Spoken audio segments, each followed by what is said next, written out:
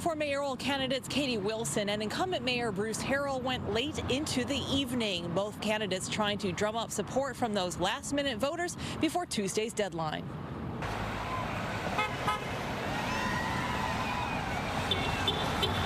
Monday, supporters joined incumbent Mayor Bruce Harrell in the Central District with signs in hand asking voters to re-elect him for a second term. Well, we're pretty excited about tomorrow night. We feel really good. We think our message is resonating with people, and they see the contrast. His campaign has been working hard to get out his message after a primary in which the mayor trailed candidate Katie Wilson in votes. You know, a lot of attention wasn't paid during the details during the primary, so we think our message is getting out there, and you see overwhelmingly all the support that we're getting when we're out here, even at the last minute.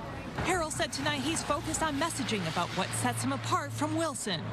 My opponent has no experience in managing a budget, and the little tiny budget she's managed, she's mismanaged. That was a $200,000 budget that every year, $21,000 last year, $38,000 the year before, then $46,000 the year before, that completely mismanaged it. My opponent has never really hired any employees, maybe herself or future. We have 14,000 employees.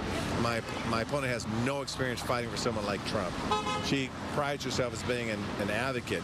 You need more than advocacy. You need executive experience. Wilson was quick to respond by touting her own experience in leadership Monday night. I led on designing and passing the Jumpstart payroll expense tax, which is Seattle's landmark tax on wealthy corporations. It's generating almost $400 million a year. So I have extensive experience with our city budget. And honestly, I've been concerned with some of the budgeting practices that he's pursued as mayor, right? We've seen a lot of one-time spending. We've seen a growing budget deficit year by year that hasn't been tackled. Katie Wilson spent the evening in Ballard talking to voters. We're getting a really good response on the doors.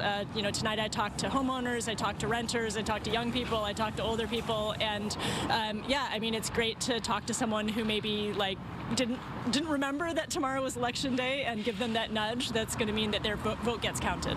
She says she's been focused on reaching voters who haven't thought about voting in the final push.